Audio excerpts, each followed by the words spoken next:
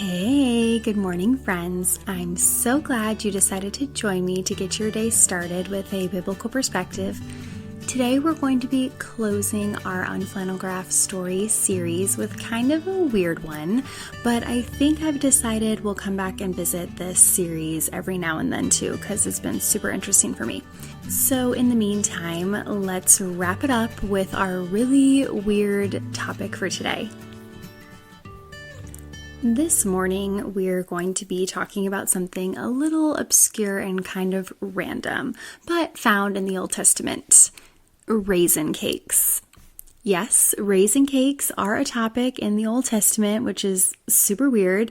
And honestly, full disclosure, I got home from Florida. My husband and I had a really nice vacation with our family. And I needed some random topic that kept me really interested as I was writing this. So that's why we're talking about raisin cakes today. And if you stick with me through this, you're awesome. And I hope you learned something. Okay.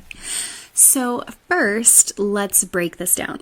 First and foremost, what is a raisin cake? According to Wikipedia, yes, raisin cakes have their own Wikipedia page. It's a type of cake that's prepared using raisins as the main ingredient. Additional ingredients are sometimes used, including chocolate and or rum. Raisin cakes can also be just raisins pressed together as cakes, which I don't really think sounds very good, but that's what it is. And raisin cakes actually date back to the time of the reign of David. In 1 Samuel, it's recorded that David gave raisin cakes out as a celebration after sacrificing burnt offerings to the Lord. 1 Samuel says, after David had finished sacrificing the burnt offerings and the fellowship offerings, he blessed the people in the name of the Lord God Almighty. Then he gave a loaf of bread, a cake of dates, and a cake of raisins to each person in the whole crowd of the Israelites, both men and women, and all the people went to their homes. We also see this event recorded in 1 Chronicles as well, which specifically mentions giving out raisin cakes. The raisin cakes here represent celebration. And maybe your mind works like mine, but I was thinking, is this where the birthday cake comes from? Is this where it really could have started? And you know what? There's a lot of history out there about cakes. So much, in fact, that I really can't cover all of them in this episode. But what I can summarize is the act of sharing a cake, even all the way back in ancient days, was an act of celebrating with others. Also, a quick Google search will tell you the ancient Egyptians were the first culture to exhibit baking skills, and the Greeks also had an early form of cheesecake, and the Romans developed a version of fruitcakes with raisins, nuts, and other fruits. Which I don't like fruitcake, but that's okay. But that was just scratching the cake history surface. So, going back to the raisin cakes, they represent celebration as King David gave them out after doing the burnt offering and sacrifices to the Lord to celebrate. These raisin cakes are also mentioned in Song of Solomon chapter 2, which says, I sat down in his shade with great delight, and his fruit was sweet to my taste.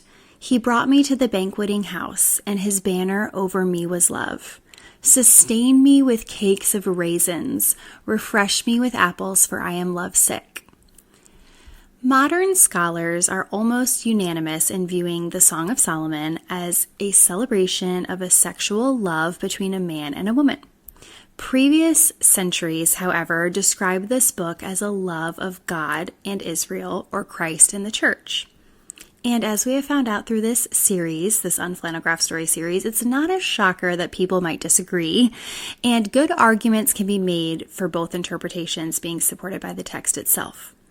So looking at the passage, it says, sustain me with cakes of raisins. Really, that made me laugh a little bit, to be honest. But in the context here, we see a lovesick bride longing to be in the arms of her man. She starts out by saying, I sat down in his shade with great delight. The bride found a great sense of security and peace under the protective care of her beloved. She felt sheltered and shaded and safe. And she also says, his fruits was sweet to my taste. I think we can all gather our own conclusion and connect the dots of what she means here. Then the chapter separates and it shifts. It says that the maiden is now pondering over the provision and intimacy she has found with her betrothed. It says, "He brought me to the banqueting house, and his banner over me was love." The bride daydreams of her betrothed, bringing her to a special place, and specifically brings up the banqueting house, which is more literally a house of wine, either in the sense of storage or production. His banner over me was love. Taken more literally, this is a little bit of a strange statement, but taking it poetically, it can be concluded that the bride rejoices that her beloved publicly and openly proclaimed his love for her, as if he had set a banner or a flag out or over her to say it.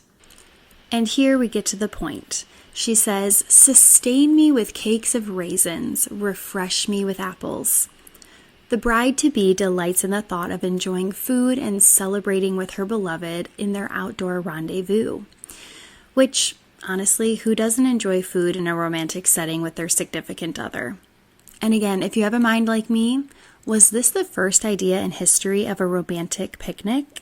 I had to research it. But again, there's lots and lots of information out there about picnics, and I really didn't feel like investigating it today, so I didn't really dig into it. So I'll leave you guys on the cliffhanger for this one, but I'm just going to say, to me, it sounds like one of the first romantic picnics documented in history. So we have another example of raisin cakes in the Bible, and one could argue still that this was in the context of celebration or enjoying a cake together with people, sharing in a celebration. So I know you guys are dying to know, where is the controversy when it comes to raisin cakes in the Old Testament? Don't worry, we're getting there. Moving on over to a book of the Bible I really haven't explored much, we're going to be in Hosea.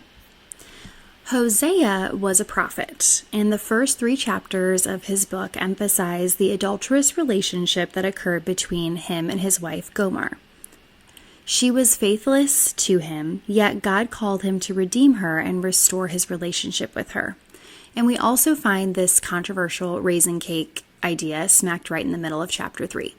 Hosea writes, "And the Lord said to me, Go again, love a woman who is loved by another man and is an adulteress, even as the Lord loves the children of Israel, though they turn to other gods and love the cake of raisins." Throughout other passages, we see these cakes being used in celebrations, but this passage is telling us that we shouldn't have a love of raisin cakes. Some interpret the overall context of this passage, showing not only were the Israelites turning away from God and turning to false ones, but that the love of the cake of raisins signified turning to a luxurious lifestyle. How can a cake represent living a luxurious lifestyle? Well, a raisin cake seemed to be an ancient equivalent of a really delicious top-shelf chocolate.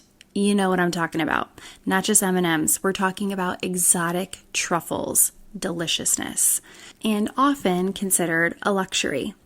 Hosea goes on throughout this passage, overviewing that wealth makes the Israelites complacent and in turn leaves them believing in and relying on their own skills rather than worshiping God with gratitude. In a way, Core Christianity blog says it like this: "Here, raisin cakes represent flourishing vineyards and swelling bank accounts. Love these things too much and you will worship yourself instead of the God who makes the rain fall and the sun shine." Also, these cakes have a cultural context. It's been said that just as raisin cakes were used by King David, they may have also been eaten or used as sacrificial feasts in the temple of idols. Cakes have been found to be used in offerings, and one example of this is also found in Jeremiah 44. It says, "The woman added, When we burned incense to the Queen of Heaven and poured out drink offerings to her, did not our husbands know that we were making cakes impressed with her image and pouring out drink offerings to her?" So here we see cakes were also involved in false god or idol worship.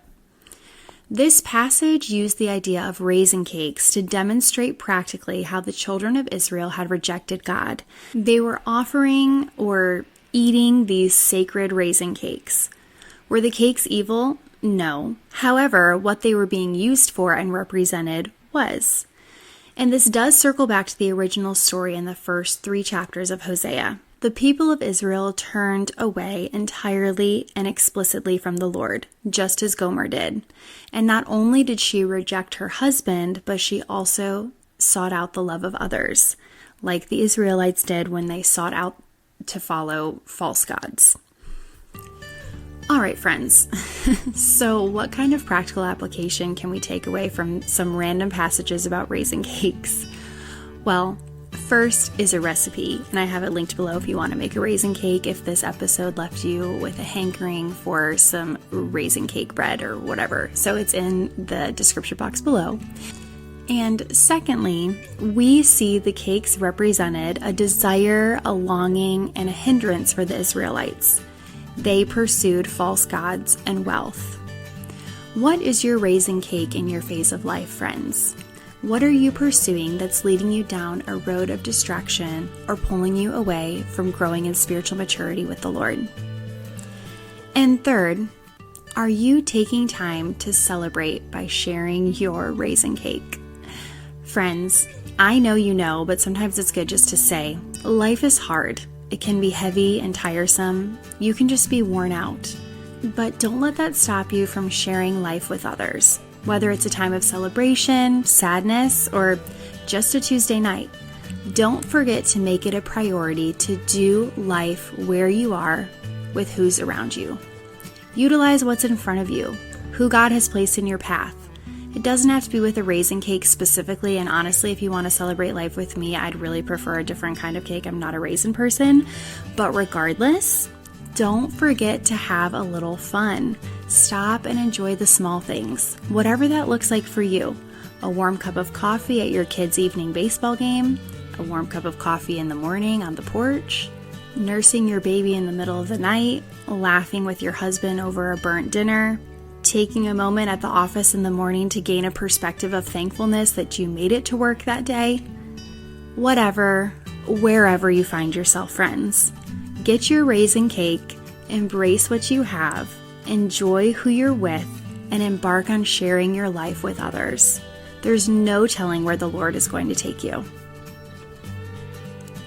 Well, thanks for listening, friends. If you stuck with me through this raisin cake episode, you're very loyal and such a good friend and an encouragement to me. So thank you. It's been a weird week and I'm ready to go to bed. I'm actually recording this tonight at 11:30 and it is bedtime for me. So again, thanks for staying with me and sticking through. I hope you all have great, fabulous, wonderful weekends, and I look forward to talking to you guys on Tuesday and starting our new topic that I'm trying to figure out what it's going to be. So I'll leave you in suspense.